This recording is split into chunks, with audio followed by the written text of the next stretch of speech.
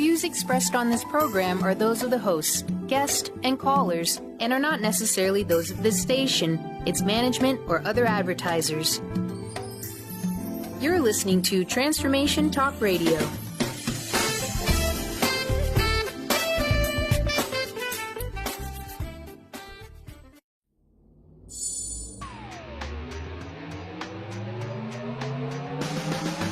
Reclaim your power and learn to live your most amazing life with Mike Murphy Unfiltered Radio. Unfettered, unflinching, unafraid. Tune in every Thursday from noon to 2 Pacific Time on TransformationTalkRadio.com as Mike explores authentic and relevant truth and powerful conversations with some of the world's most renowned game changers. This hit show taps the dynamic principles of the creation frequency to unleash unlimited infinite potential and guide you to manifesting the highest possibilities of your heart. Level up your life and rewire your programming. Think new thoughts and create true freedom. Let's expand energy, build true health and explosive frequency consciousness together. Powerful people, powerful conversations, powerful listeners. Infinite possibilities, fostering peace and joy with an unfiltered heart. Now, here's Mike Murphy, Unfiltered.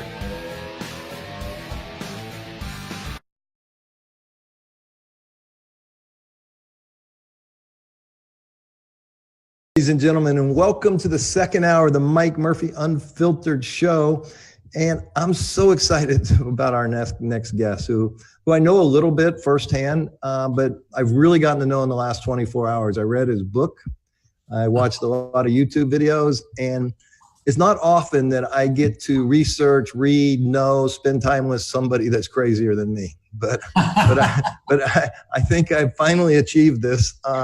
Anybody that writes a book called "Shit the Moon Said," is going to be a little offbeat. But here's the amazing thing about our next guest, Gerard Powell. First of all, he grew up in Scranton, Pennsylvania. Rough childhood, tough father. Didn't even finish high school, and by the time his 20s were over, he was a multimillionaire.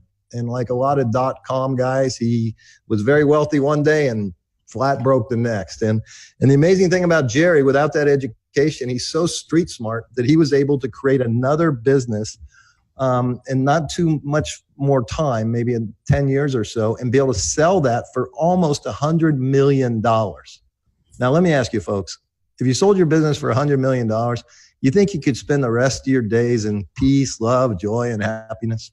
Probably. But Jerry, that's what I love about him. Jerry found a way to become very, very crazy through the use of drugs, alcohol, sex, and God knows what else. But what I love about him is his transparency, his authenticity, because he's not afraid to tell you, man, I was a jerk, I was an asshole, my life sucked, and most importantly, I was sad. And in researching and reading the book and researching, listening to him speak in the last few days, I think he's hit the magic formula of why we get sad and what happens and how our life gets off track. And now he's running this amazing facility in Costa Rica called Rhythmia. And we're going to get into that. We're going to get into the plant medicine.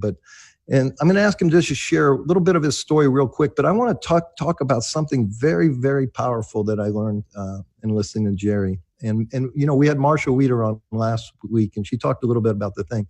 And it's how that, in those first 5-6 years of our life, we get wounded, and in Jerry's case, it was a pretty severe wound, probably one of the most severe. But for some people, it might just be called late for dinner.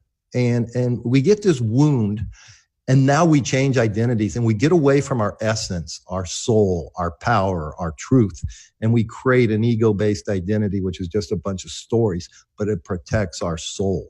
But it's not until we can come back to our soul that we can find truth. So Jerry, welcome to the show. I hate to give you such a heavy topic right off the beginning, but man, you are so deep in this, and I want our audience to really get this part. Welcome. Thanks, Mike. It's always a pleasure talking to you. You're so similar. Our backgrounds are so similar. Our lives we're similar. You did better than me, but I don't know the same kind of struggle, I believe. And it's just always nice, to speak to someone who's honest and has integrity. And isn't afraid to tell their truth. That like life's too short to not tell the truth if someone else can benefit from your own mistake. It's just too short. Yeah. Amen. So tell us now. So okay, let's start. Let's look. So you're a mess, okay, and you're drinking a lot. You're on drugs. You're unhappy. You're sad, and someone tells you about plant medicine. And I remember you're like in the Philippines. You're going to fly to LAX. You're going to change luggage. You're going to go to Costa Rica, and now you land, and there's the big tall guy with the Big Mac. Take it from there. So I met this guy who I joke about, but was the key component of saving my life, but he's a funny cat. He's not a normal guy. And I met him, and I just thought he was full of shit, and I was scared of him. And he was bigger than me, and he was super loud and a strong guy. And I already felt like intimidated by him, and I didn't like him, but I did almost whatever he said. It was a funny thing. And he had a funny accent, and he was can I curse in your show? Is that cursing or no cursing? It's okay with me. Cap, go ahead. Yeah, so I was actually pissed off because I thought this guy was going to rip me off, and I didn't even research the medicine. I was so drunk in the Philippines that I did this on somebody's say-so, that they said this would fix me. And, because you were so desperate, Jerry? I was desperate. I was desperate. And I had a strange way of overcompensating. I would just be louder than anybody else. And that, for some reason, I don't know, all of us find a way, and I guess, I don't know. I was trying to convince myself of something. I don't know. But I was a loud drunk, which is not too becoming, you know what that is, and how embarrassing it is, and everything else. Yeah? But that was me. And so I came over to, I did what this woman said.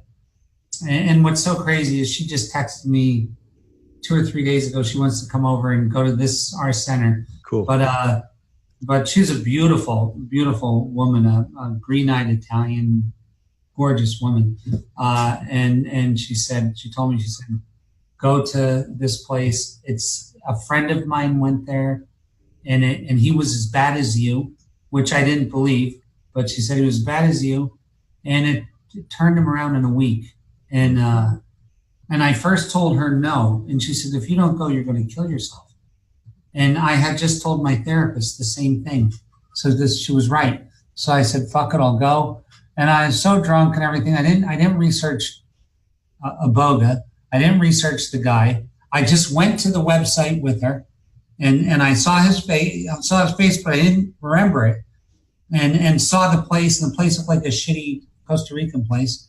And I went, and when I showed up and I saw this guy was fucking standing there eating the Big Mac. The place was $2,000 a day. He was standing there eating the Big Mac, and the juices were dripping on his tummy of the Big Mac. And I thought, what kind of driver would the place for $2,000 a day send me? Usually a guy cleaned up in a tux, like whatever, you know what I mean? And $14,000 a week, hey, right? So we got to talking, and the guy turns out he wasn't your driver, right? He wasn't my driver. It was my shaman, and I was scared to death of this fucking guy. He was just the most unique human I've ever met. And by the way, folks, I don't mean to interrupt, but Jerry mentioned Iboga. Iboga is a plant medicine that this particular shaman would use to break people their patterns and create a new person. And so that's not the plant medicine that Jerry uses, arrhythmia. That's ayahuasca. But he started with Iboga. So here he is with this crazy tall shaman guy who's eating a Big Mac, and now he's drunk, and now they're going to go on this journey, right? Yeah, and he takes me back to the place, and the place was a shithole, Mike. I swear to you, you wouldn't stay there. My being drunk helped with my ability to stay there. Or you might have left. If I was ever sober, I would have been fucking gone. It was dirty and just run down, and the place was really a shithole. It was terrible. And And I remember I went outside to lay down because it was too dirty to lay down inside. And I laid down outside on the grass. I fell asleep. And I woke up and it was dusk. And someone came to get me and they said, Muganda wants to see you in the temple. And I thought, well, that's good news. At least there's a temple in this shithole, right? And they walked me into a 3-car garage that had bamboo on the walls and on the ceiling. There's an open campfire in the middle of it. And I'm not like a fireman, but I knew that shit wasn't right. Like there was not how to do that. And I just couldn't go. But the guy made me take the medicine. And I took it, and I laid down, and I was actually writing American Express a letter of how to get my money back.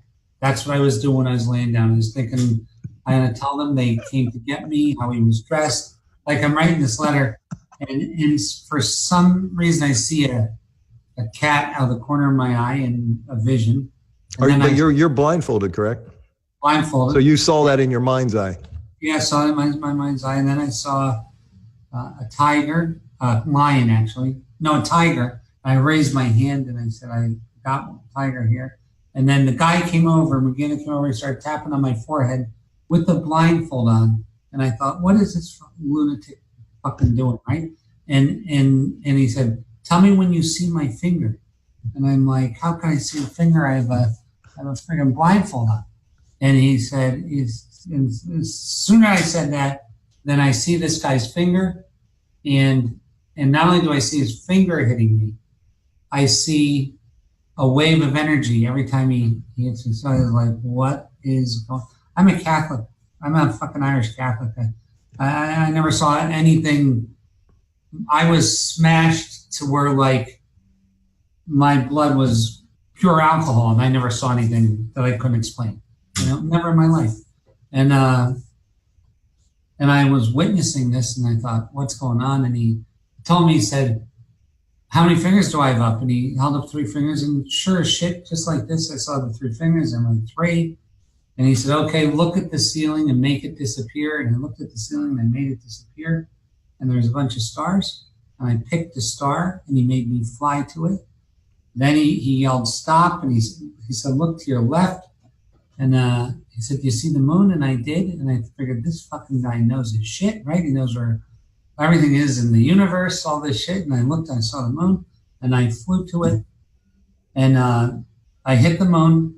And then I got a screen of a live video feed of the moon in a cursor, a computer cursor. And he said, start asking your questions. Let me ask you a question. While you're doing this unbelievable journey, you can see through your mind's eye with this blindfold on, you're seeing the sky, you made the roof disappear, you're grabbing a star, you're heading into the moon, you dive into the moon. What were you feeling physically? I know mentally you're on this huge trip, but physically, what was going on with you? I was so high that I don't even know if I even felt my body during that time. I know that in the beginning I started feeling like hot and restricted in my neck a little bit, hot. But at this point, you're out of your body. You're just full speed going. Somewhere else, I'm somewhere else, I'm with you. And so now you're at the moon, and the moon communicates by typing like a typewriter. Like a typewriter, just like a typewriter. And he made me ask my first question to the moon, and I asked her why I was such an asshole. That was the 10 questions written out, and the most important. So prior to the ceremony, you'd given the shaman 10 questions that you wanted to ask Spirit, and you were on this journey. Yep, and my first question, which was the most important one to me, was why was I such an asshole? Why am I such an asshole? And she typed out, I can't tell you until you go get your soul. And I didn't even know what the fuck that even means, dude, right? So I'm like, McGinn is in there, and he said, what'd she say? And I said, it says she can't tell me until I go get my soul. And then he made me fly home. I flew from the moon back to Malibu, and went in my house, and he said, go find you. And I found me sitting at my desk where I'm always sitting in my bedroom, same shit, looking at a computer, just like everyday life. And he said, go tell you that you need help. Go tell me you need help. So I'm like, dude, I need help. And the me wouldn't even make eye contact with me. Wouldn't even make eye contact with me. And so this went on for 43 minutes of me trying to make this me look at me. And finally, McGinnis said, poke him. So I poked him. And the me looked at me and said, I wouldn't help you if you're the last guy on earth. He said, you're a liar. You're a con man. You're a wife beater. You hate women. You broke every promise you ever made to me and to anybody else. You're worthless, is what it said to me, And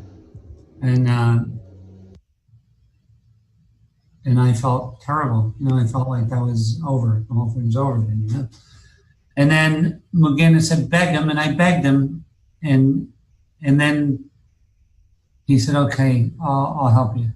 But you got to make me 2 promises. You have to bring me with you everywhere you go for the rest of your life. And you have to run every decision you're ever going to make by me. And if we're in conflict, you have to side with me. And it was the roughest deal I ever heard in my life. But I wanted to live. And I really thought about it, Mike, and I thought, as uncomfortable as this is, if I don't do it, I'm probably going to die. So fuck it. Did you, at the time, did you sense this was a big moment in your life, a defining moment that you needed to get that Jerry with the soul intact back into this Jerry? Yeah, I knew that it was a forever fucking thing. It's like joining the mafia. I was in that moment that I knew in my head that I'm fucked if I don't do it. And if I do it, I can't get out of it. So I felt the pressure of a term, like a forever decision upon me, And, so you were fully engaged. You knew this was a serious big moment for the rest of your life.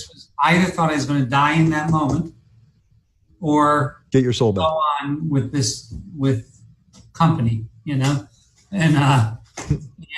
And I really thought about it because my life was so bad and it looked so good. But it was so bad. It was so bad that I was thinking, fuck it. I'm better off dead. That was part of my thought, was that I'm just better off staying here, wherever this is, And what's interesting, how many people in your life were comparing their insides to your outside? Here's this guy, 80 million bucks in the bank, house in Malibu, all these cars, wife, kids, perfect life. While you're dying inside, and they feel just a little sadness inside looking at your life, and they're comparing their insides, the way we feel inside, to this guy outside, and we get all screwed up, don't we? Dude, it's the worst thing. And the thing is this, half the people who are looking up to me, I was in awe of their simple fucking good life. Yeah, their happiness. Their happiness, as in awe of their happiness, Yeah. They were going to soccer games. I was missing them. They were playing with their kids. I was playing with some fucking woman. Just bad. It was sad. Yeah. So Jerry, so the Jerry at the desk with the soul intact joins Jerry, the guy that's been living without the soul, sad and miserable. What happens then? And then he makes me fucking shake his hand. He knew if he didn't get a handshake that I would wiggle. You know what I mean? That I would look for a technical out, as they say. You'd pull a Jerry somewhere down the road. Yeah, I would wiggle out of it, right? So he made me shake his hand, and I really shook his hand. I shook his hand. And then he walked with me to the deck. And by the time we got to the deck, he was a 3-year-old little boy, little boy. Wow. And then he jumped and I jumped with him and we flew again. And we went back in time and we went to a house I hadn't seen in 40, I would say, let me think about that. 48. I've been at a house I haven't seen in 40 years. Wow. And 40 some years, 42 or 43 years. And we land at this house and it's my grandfather's house. And but I was really there. When you talk to people about this, they think that you're talking about watching something or a cartoon. I'm telling you, I was. But you really experienced as if there is no time and space. You were there again, in that home again. I was in that home in the 1960s. I was in there. I was in that home. Right. And the thing was, everybody in the house was, the door opened and there was a big party going on. Everybody in the house had been dead. I haven't seen any of them in 15 or 20 years. They're all dead. Wow. And they're all partying and smoking cigarettes and drinking. And Bing Crosby White Christmas is playing. And I smell pine needles and ham and turkey and it's fucking Christmas, right? It's Christmas. And now you're with little small Jerry. I'm with his soul intact. And there you are. And he's walking me through the place, and we get to this door of a broom closet. And out east, there's these broom closets that have a set of steps going up this side, and closet opens this way, and you put in winter coats and shovels and shit like that. And vacuum cleaners and things from brooms. And he wanted me to open the door, and I didn't want to open the door, but when I did, now I was me and the little boy outside. There was a mirror of that little boy in the closet. My grandfather was in the closet. He was stone cold, off his ass drunk, and sexually assaulting the boy in there. And I just couldn't. I guess there's not words for the shock of seeing that. Yeah.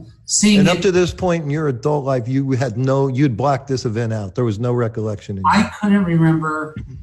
Mike, the last thing I remember, the first memory that I had is somewhere around 5th or 6th grade. Crazy. A real memory of something, right. You know? Yep. I get it. Yeah. And when I saw it, I was, if you see it happen to someone else, your heart stops. Yeah. Like I've never seen anything like that. And I watched it, and it was fucking me. And I was like, what am I? I don't. And I said something out loud. I said, that didn't happen. And sometimes when you're on the medicines, you speak in your spirit voice, and sometimes you use your mouth. I used my mouth, and again, I said, what didn't happen? I said, I'm watching this kid, me, get sexually assaulted by my grandfather, and I know it didn't fucking happen. And he said, call your dad. And I said, Muganda, my dad's been dead for 6 years, And he said, just call him. Wow. So I stood there and I said, Dad, and no shit, my father appeared right next to me. And I just said, hey, this didn't happen. And my dad looked at me with kind of an astonished face, like, how the fuck don't you know? And he said, don't think you're so special. So it happened to my dad. It happened to me. It was the way shit went in our family. And nobody ever spoke about it. Nobody, I don't even know. When I confronted my mother and I said, and she said, you know what, Gerard, I always thought something like it's the craziest thing, wow. Crazy. You know what just popped into my mind?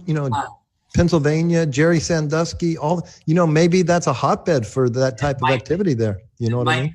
Jerry's too, lots of Jerry's in there. So here you are. Now, so this is devastating, obviously. And now you're under the influence of the plant medicine. Thank God you have this amazing shaman next to you guiding you, and you have this amazing moon talking to you. But then something very, very dramatic happened. And, I've been studying whether we actually landed on the moon, whether it was a hoax. Now you're there. But not only are you on the moon, you get the first heart transplant ever done on the moon. Now tell our listeners that story. That's the truth. So after this all got done, and the moon answered my question, I wanted to see why I was such an asshole. She showed me point blank, this is why.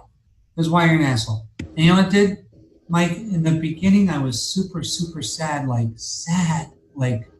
then it went from sad to fuck, that explains everything. That explains why I don't trust dudes. Yeah. That explains why I'm crazy sex-wise. Yeah. That explains why I don't like women. I don't fucking trust anybody. Like, just explained everything. Yeah. And then later on, she answered all my questions and all this stuff. But at the end, she ended up wanting to help me, and she pointed at my chest, and I stuck my hands in my chest and I ripped out my own heart. Wow. And I gave it to her, and it was a black piece of pumice stone. It was a black piece of stone, and I gave it to her, and she ended up giving me a brand new heart. Wow. And gave it to me, and I put it into my chest, and and honestly, that next day, I know it sounds crazy. That next day was the first day of my life. The first day of my life was the next day. I actually felt. I didn't know this, but I've been living. Let me just think about it. I was 50, so I've been living 47 years without any feelings at all. None. Like no feelings, other than anger. That was the underlying kind of feeling, Mm-hmm. So the next day, which is stemming from fear, because that's what caused this whole event, was this fearful event where you left your soul, you started this new identity. So you're running fearfully through life. And of course it's going to lead to anger. It cannot not lead to anger, right? I would think so. Yeah. It did with me, Yeah. And then I guess and then in subsequent journeys, she explained that happens to everybody. That some people do it because they didn't get fed on time.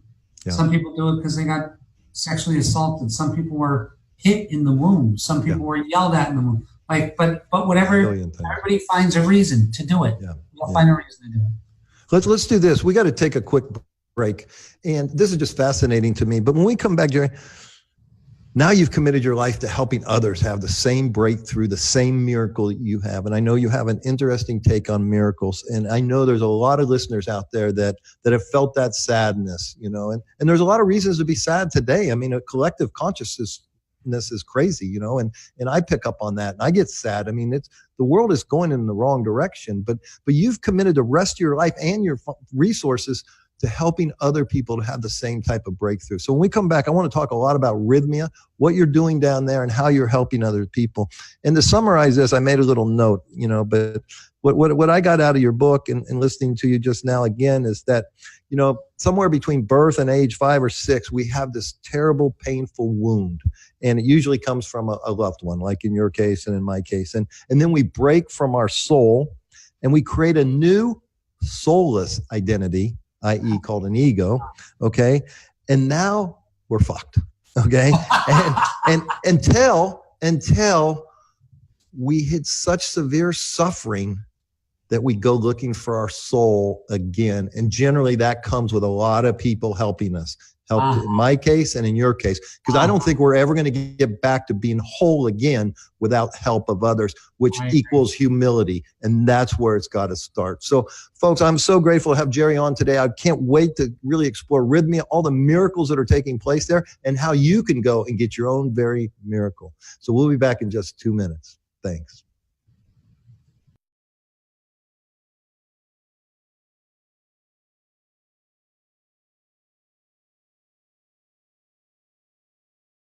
Welcome back, folks, to the Mike Murphy Unfiltered show. This is our second hour, and we only got 30 minutes left, and we have an amazing guest, Jerry Powell of Rhythmia.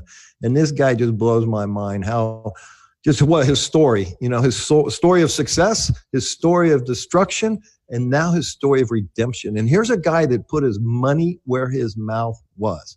He went to Costa Rica, had this amazing experience. He healed his life from drugs, addiction, alcohol addiction, and most importantly, just being a first-class asshole. And now he has a heart that's open to love and service and compassion, and is helping thousands of people in the last 4 or 5 years since he opened this facility. So, Jerry, I want to talk about one thing before we get into Rhythmia. And there had to come a point in this journey with the shaman, the moon, the medicine, where you had to forgive somebody. Tell us about that. Well, yeah, I had to forgive everybody, but it started with my grandfather, and that was the hardest one for me. It goes to the the medicine heals by order of priority. So it goes to the biggest cog in the wheel, and it gets that. And it made me, it didn't make me. I got to see someone retch. Now, I've never seen it in this existence here. You never see someone retch. You see people cry, and you see people, but you never see retching. And when I saw retching, I automatically knew what it was. And elaborate a little bit what you mean by that.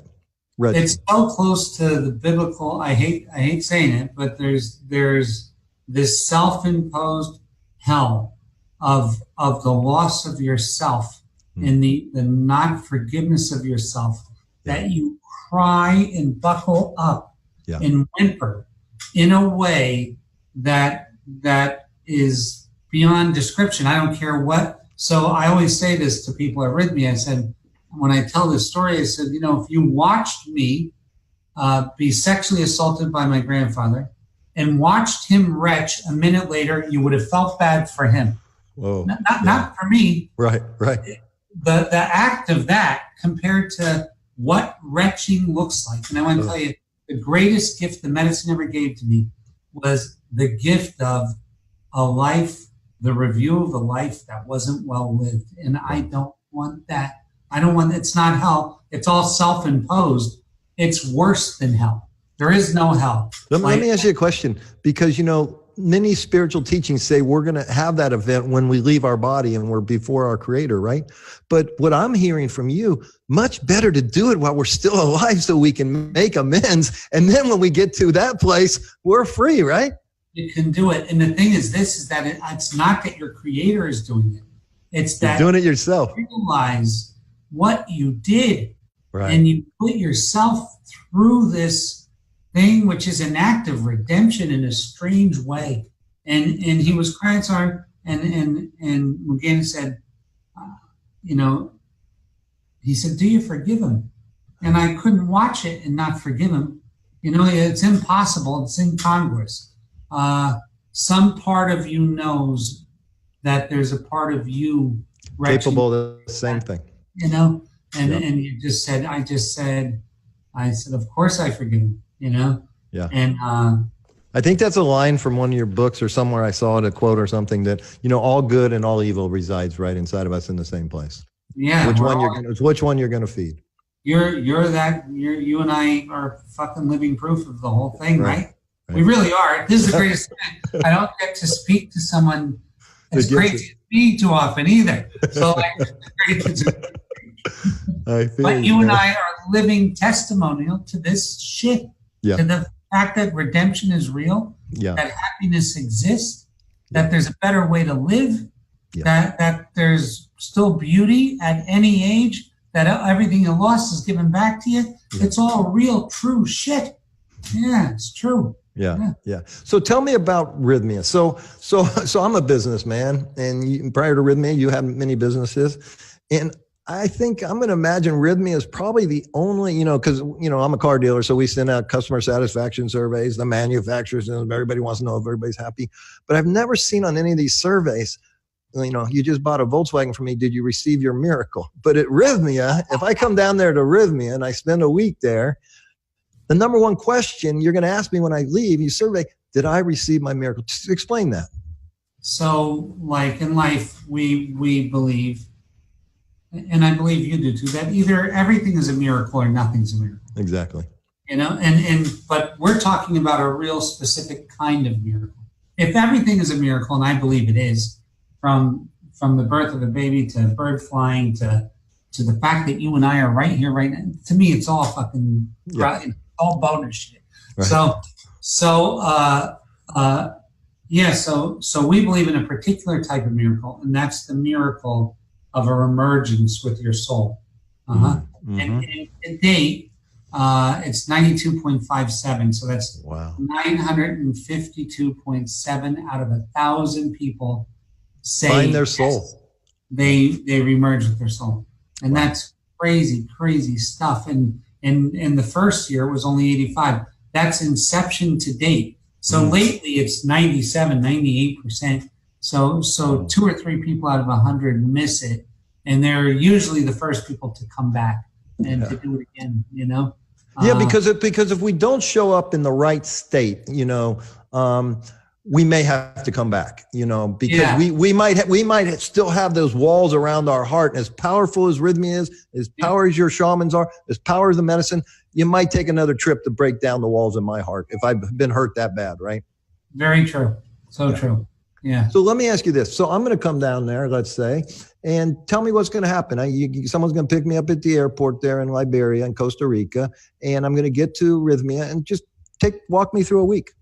So you get to rhythmia. The things that we offer is we offer like organic farm to table food. We offer yoga every day. We offer meditation every day. Then there's programmed classes. So on Monday, you go to 3 classes and you do your first journey Monday night. On Tuesday, you go to 3 classes, you do your second journey Tuesday night. On Wednesday, you go to the classes, you do your third journey Wednesday night. On Thursday, you go to the classes, you do the last journey, which is an all-night in the Colombian tradition where you drink yahe, and it goes all the way to the next morning. And then you have more classes, and then transformational breath work Friday and Saturday night. And then you leave Sunday a new person. So did I just hear 3 ceremonies or 4? 3 ceremonies? Four ceremonies and 2 breathwork ceremonies. Okay. And so for those of people listening to us right now that don't know what ayahuasca is, they don't know what a ceremony is, share with a little bit about what the medicine is, where it comes from, how you do it, and then what that journey's like, what's going on in that room, how my sitting laying, who's doing what to whom. Right. So the medicine is 2 plants that are grown in the jungle in the Amazon basin that are mixed together in a very sacramental way, and they're blessed and mixed and cooked, and then they're served by shaman, and the shaman here are absolutely in the past 3 years the most experienced shaman in the world because we serve more medicine than anywhere in the world. So these guys are doing the amount of ceremonies in a week that other people are doing in the 2-month period. And by the way, let me add, and this, when I was there, this has been a few years now, but when I was there, this was the only medically approved center in the world where you can take this plant medicine legally. Is that correct? Is that still the case? Yep, you're still medically licensed. Yeah, so FYI, how it works historically, it's primarily a South America event, but I do believe they brought it to the North American Indians. But so in Colombia, for example, where I live, we have to have a Colombian Indian do this. That's the trained shaman from the jungle has to do this ceremony for it to be legal. But there, where Jerry is, he's got a unique loophole that he can do that totally legally above board, and that's exciting too. So okay, so we're doing so here we are. I'm going to sit in this room with you, a shaman or 2, 20, 30 other guests, and how much do we drink, and then what happens? Yeah, you drink just a little bit, just like a shot glass. Okay. Of, a shot of vodka or a shot of whatever. And within 40 and this is basically bark from a tree that's been brewed for 3 days in the jungle with some flour placed into it with a lot of prayers and energy. Is that correct? Okay. Yeah. And it has a very unique taste to it. And so maybe about 30 minutes later, you might start getting a little hot and feeling some pains maybe in your body, maybe some diarrhea, maybe even a little nausea. And then something will happen where it'll become psychedelic. You'll see some sacred geometry. And then usually someone will come into your vision to consult you and say, hi, Mike, you've been looking for me. What is it that you need? Here's what I want to show you. And they take us through a little bit of a life review and then probably point out some things that aren't probably going the way that they should and help us with just knowingness. Like sometimes it's talking and sometimes it's just they leave us with knowing that they come to us with a dose of knowingness that, oh my God, I have my own answers. So it works one of 2 different ways, either way. And this typically takes about how long? Usually they get up there at 5:30 and they're done by 2:30 in the morning. And on Thursday nights, we get up there at 7:30 and we're done by about 9:30 in the morning. So that's the big enchilada on Thursday. Big enchilada, the big one. So, and what I find fascinating in my experience, and you can shed your own experience onto this, that what I found is that, first of all, folks, these are trees in the Amazon jungle where life force is just like on steroids. Okay. I mean, everything is just pulsating with electricity and energy. And these trees have been there forever. And that's why a lot of people see animals, they'll see jaguars from the jungle. In your case, you saw a tiger. And so or they might see a loved one that's passed on that will be there to mentor, or maybe even someone that's still alive. This will show up in spirit, which is possible. Souls for us, right? We can break our souls into little pieces and be in more than one place. That's the beauty. When we get into the spiritual life, we have a lot more power, and we're not limited by being in this animal body. We're free. And but what I find fascinating in my experience is somehow the medicine knows what I need, and it just knows how to teach you in a way that you're going to get it. It's not like sitting in these friggin', guardian angels elementary school for 6 hours every day, staring at the clock, waiting to get the hell out of there. You're actually learning something, and you're learning in so many ways that you'll never forget the lesson. Is that your experience? 100%. So the way she wrote it is that she speaks to you in the language that you understand. She speaks to you in your tongue. So some of us need to be taught visually, and some of us need to be beat up, and some of us need to be kissed. We're all different, and we're different at different times. So the medicine will treat you one way today and one way tomorrow because you're changing. You're a bunch of cells in motion. You're not a fixed thing, Exactly. So Jerry, how much does energy, vibration, frequency play a role in your life today, now that you're free of all this sadness and this addiction and this shitty life? How much does energy, vibration, frequency play a role? And how much does it play a role of the people you're serving there? When you see these breakthroughs, I'm going to imagine that you can see, like, from day 1 to day 7 when they're leaving, just a huge shift in energy. I see it. And the thing is, it's so beautiful because for me, she even gave me a number. The moon told me that at 6,000 people, I'm even. How far you got to go? I'm at 4,400 and change. Folks, get down to Rhythmia quick, okay? It's only 1,400 more people, and the man will be free. That's so crazy, but this is what it said. Wasn't that ridiculous? Well, no, I heard you say last night that the medicine told you what to buy and what to pay for it. What to pay for it. Yeah, she paid so many everything. By the way, folks, I think it was a former JW Marriott, your facility there.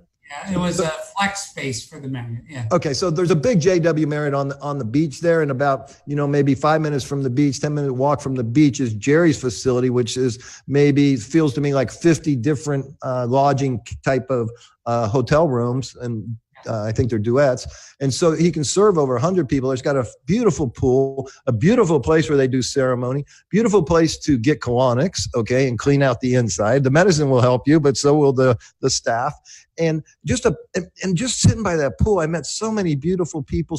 I had such a beautiful time there. Of course, Costa Rica's a beautiful country. So I really do, not only to get Jerry to that 6,000 figure and save his soul, but to really go down there and save your own soul. And more importantly, transform your heart and soul into the direction and find your true purpose, your true passion. Because folks, I really believe that we all got to get together and we have to join forces to change this collective consciousness in this world, and we need to take our power back. And I promise you, by taking this medicine and going through these journals, and these people are highly skilled, trained shamans. I mean, they start at 5 years old and they grew up in the Amazon. We're not playing around here. I mean, these people are groomed to do this, and they can see things in you that you can't see. They can see spirits. They can see entities. They can see into things, and they know exactly what to give you to heal you so you can have your miracles. So please get down to Rhythmia.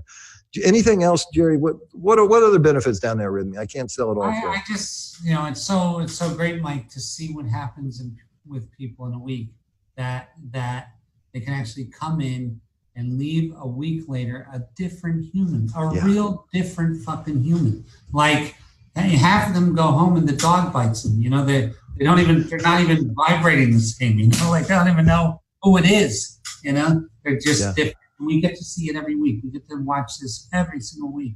Yeah. And I found it interesting. I was listening to you last night and you said that, like 80% of your clientele is women. Is that still the case? No, it was in the beginning and it's coming closer to 60% now. And so this is my theory. So having, been around the medicine a little bit, not nearly as much as you, but encourage friends, to go and take it. I think guys have a control problem and they're afraid to give up control, and they'll come up with the craziest freaking excuses why they can't do it. Right. But I've taken people just almost to the room and they just can't cross into it because of fear. I'm sure you see that yourself. Oh yeah, we absolutely do. We absolutely see it. It's crazy. But I'll tell you, I was there, I think it's been about 2 years now, and I was meeting a friend there, a very wealthy guy from Palm Springs here, very successful guy, and he's got an open mind, but you could tell he's very nervous about doing this. And then I got delayed because I was coming from Colombia and I didn't have some sort of fever shot or something, and I had to go through Miami, right? And so my friend shows up, and lo and behold, he took the medicine and it changed everything about it. And when I got there and I'm walking around early in the morning at 7, he's just coming out of ceremony, a completely different person. Tell me how that happens. I don't know how it happened. Like, this is the great mystery of it. I watch guys, Mike, honestly, I watch guys that struggled with addictions and stuff for 20, 30 years and in and out of AA and going to tons of workshops and really fighting. And then they spend a couple nights in the Maloka and it's gone. It makes you think like, holy shit, we're doing everything the hard way. Yeah. And we're doing everything because there's an easy way, and the easy way is directly linked to nature.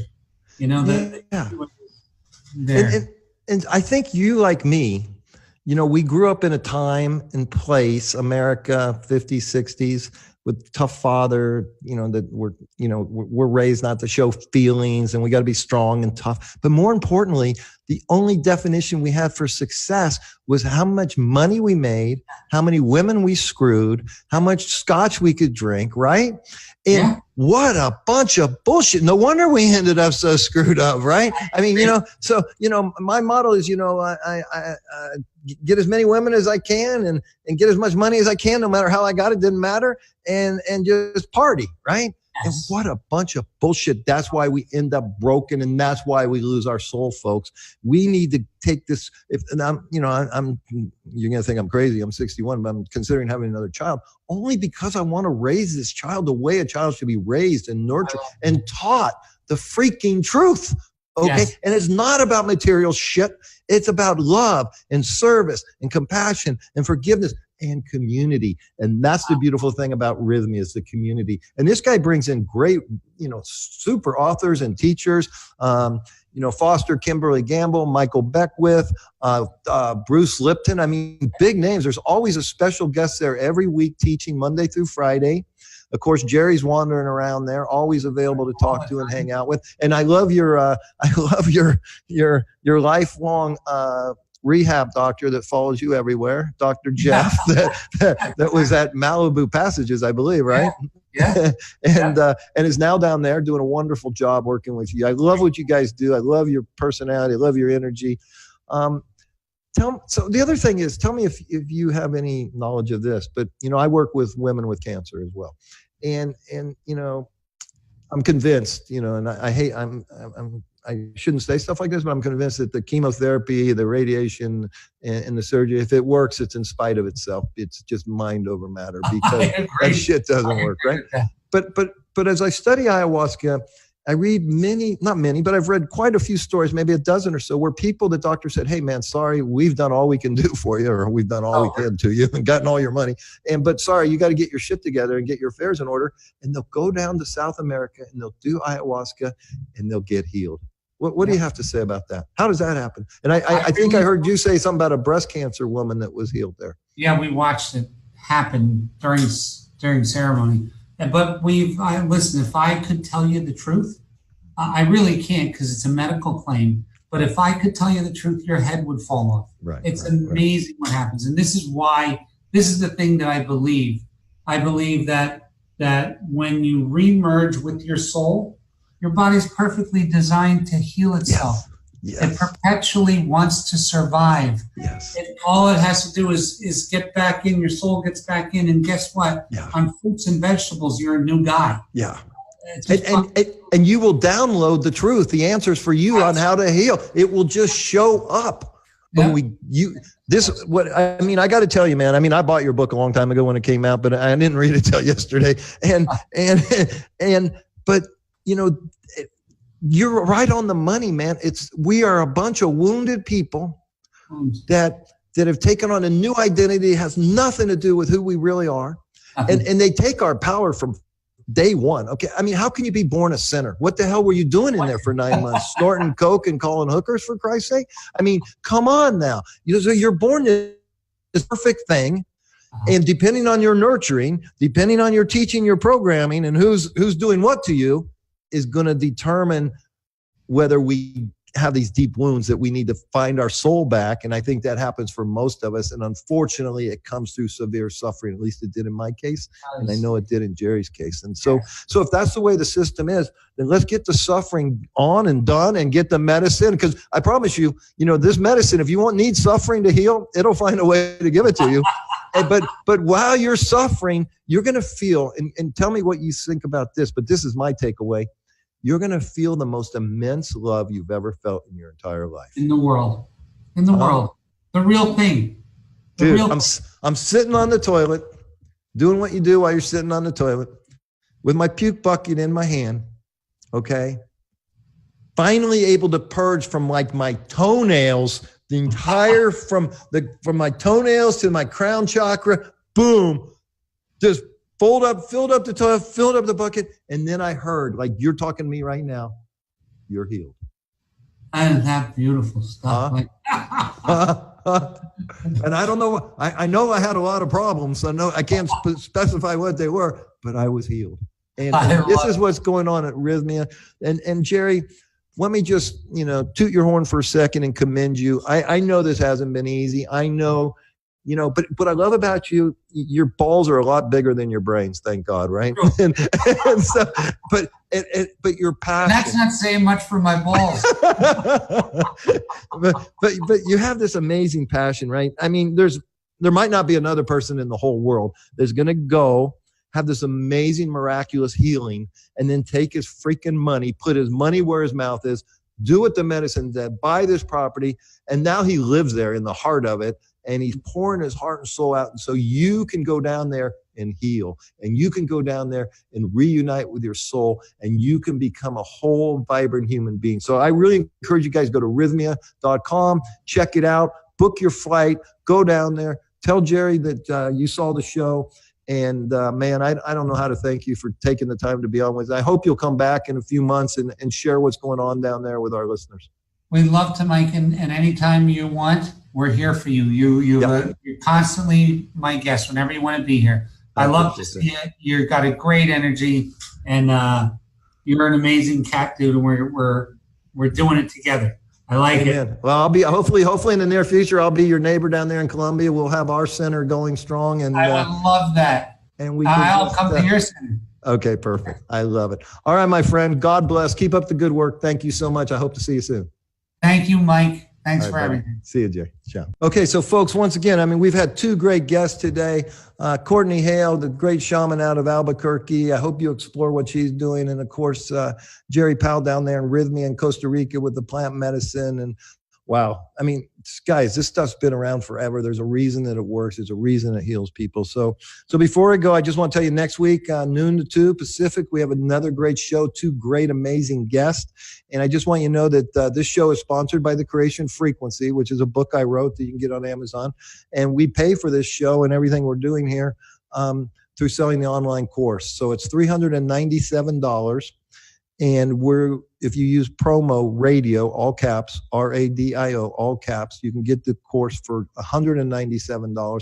And then we take $100 of that money and we donate it to our nonprofit, which is the Love for Margot Foundation and Margot's Community Center, and where we work with women with cancer and we work with youth that are coming out of foster care or juvenile delinquency to make the world a better place. So support. This is a way you can support our show, so we can keep bringing this to you, and support the work that we're doing in the community, especially with these young kids. We're teaching them how to get real jobs, go out and become real citizens, and they're coming out of a difficult situation. So if you have a big heart to help people and you want to be blessed beyond your wildest imagination by sharing your gifts and giving to others, we encourage you to buy the online course. It's only $197.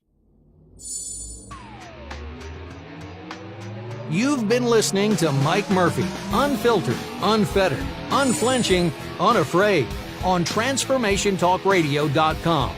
Thanks for tuning in, and don't miss the next Unfiltered show next Thursday from noon to 2 Pacific Time on TransformationTalkRadio.com, as Mike Murphy and a cast of powerful guests strip away the veil of limitation using the groundbreaking practices of the creation frequency.